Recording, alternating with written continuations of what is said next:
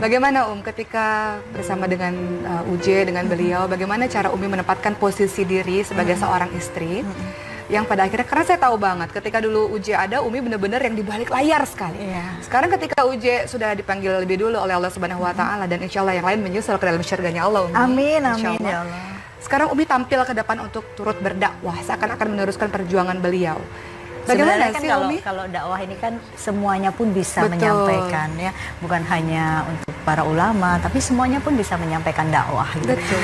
Ya sekarang posisi saya apa nih? Dalam hal apa nih? Dalam hal sebagai seorang istri, Umi, kedudukan pada saat itu, posisi Umi pada saat itu. Saya menyesuaikan. Kenapa memilih di balik layar, Umi, pada saat itu? Benar-benar yang ngurusin anak, benar-benar ya, yang...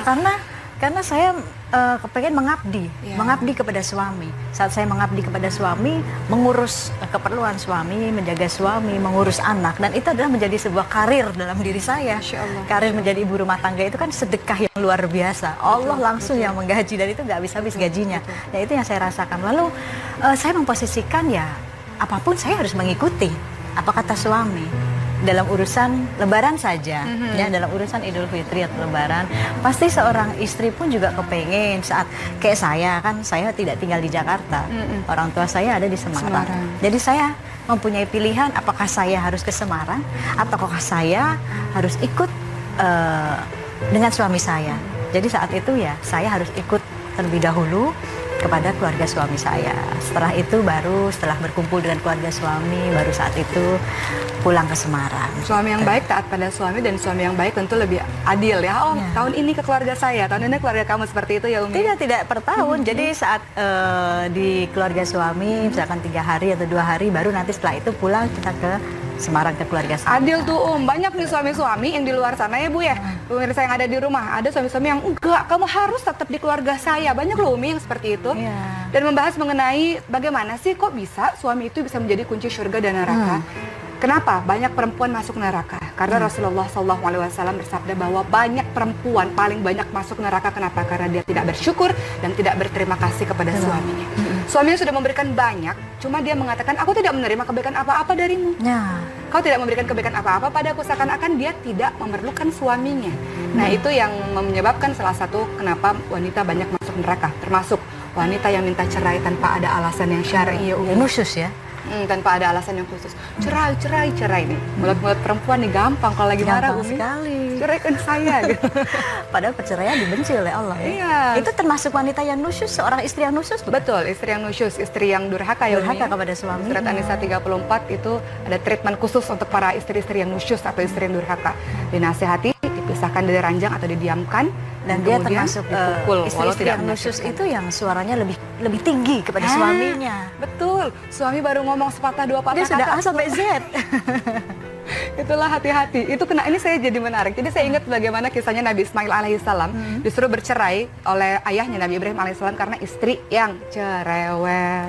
Istri itu gimana tuh kisahnya? Iya, itu ada deh. Pokoknya intinya adalah kisah tersebut membuat Nabi Ibrahim alaihissalam tidak pantas. Istri yang cerewet, istri yang tidak qanaah, istri yang senantiasa menjelek-jelekan suami, lebih baik diganti saja dengan istri solihah. Dan akhirnya Nabi Ismail dapat istri yang solihah, yang qanaah, menceritakan yang baik-baik. Itu Masya Allah. Karena kan tugas istri menjadi pakaian untuk suami. Karena libas lakum, bahwa sudah menciptakan pakaian yang indah, dan seindah-indahnya pakaian adalah pakaian takwa. Pakaian takwa yang seperti apa? Berarti dia harus taat kepada Allah, taat suami karena Allah, harus menjaga apa-apa yang ada di dalam diri suaminya. Fungsi pakaian itu kan menutupi. Betul. Jadi tutupilah kekurangan suamimu, tutupilah keburukan yang ada dalam diri suamimu. Nah, Umi, teringat akan sebuah kisah bagaimana posisi seorang anak yang sangat berbakti kepada kedua orang tuanya, namun sangat taat dan tunduk patuh terhadap suaminya. Siapa dia? Ini kisah teladan bagi kita semua.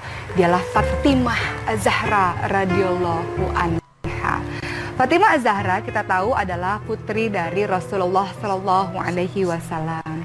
Putri yang sangat mencintai ayahnya, bahkan digambarkan bahwa Fatimah radhiyallahu anha ini adalah orang yang paling mirip gerak-geriknya, tata cara bicaranya, perilakunya, cara berjalannya dengan Rasulullah Shallallahu Alaihi Wasallam. Fatimah ini dikatakan sebagai pengganti sang ibu Khadijah radhiyallahu anha karena senantiasa merawat sang ayah Nabi Muhammad Shallallahu Alaihi Wasallam.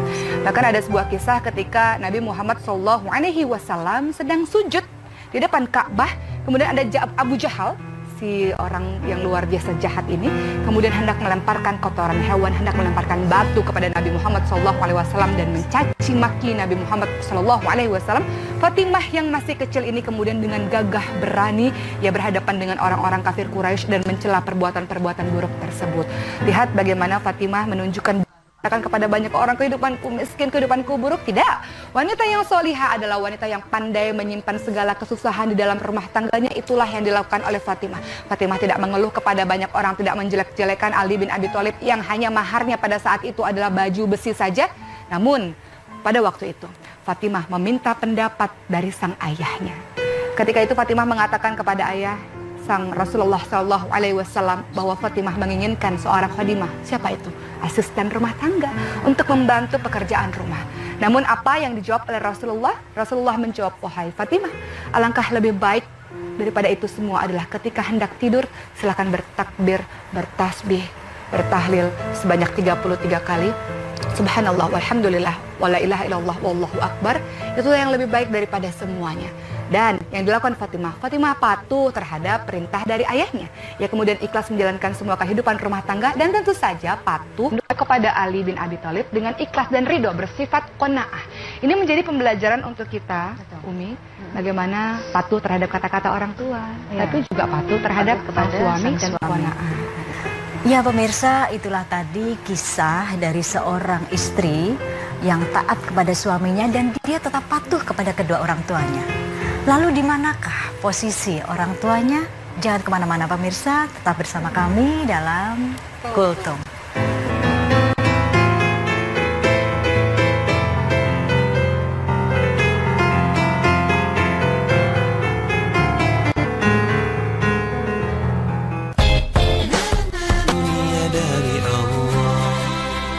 Pemirsa yang dirahmati Allah, masih bersama kami dalam Kultum.